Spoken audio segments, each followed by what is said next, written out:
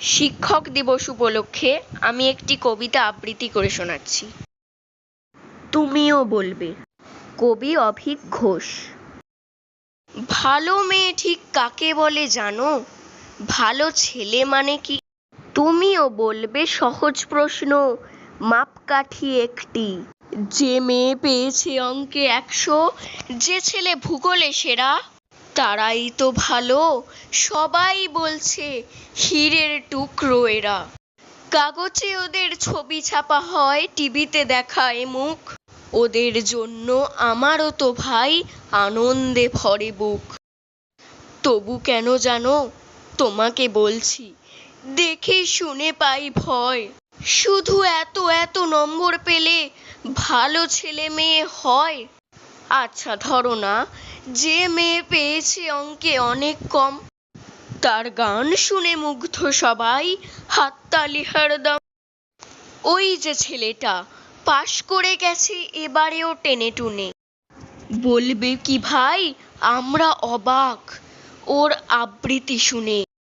নাটকে ওর নেশা আছে খুব, পরের বিপদে ছোটে।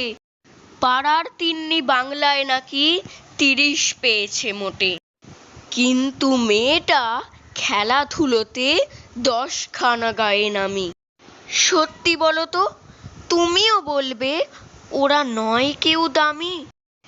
চাই যে অনেক ইঞ্জিনিয়ার, চাই আরো ডাক্তার, পাশাপাশি চাই শিল্পী, খেলুড়ে, স্নেহময়ী সিস্টার। কম নম্বর পাওয়া ছেলেটি কারিগর বলে আজ দেশটা গড়তে ওরও হাতে দেখো কত দরকারি কাজ। পরের দুঃখে কাতর যে মেয়ে মুখটি করেছে কালো, কম নম্বর পেয়েছে বলে কি বলবে না ওকে ভালো?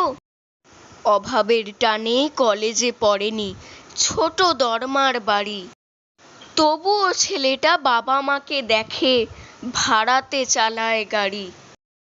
তাই বলছি কি, শুধু নম্বরে হয় নাকি মাপকাঠি? ভালো ছেলে মেয়ে বলতে কি ভাই মানুষ চাইছি খাঁটি। নমস্কার।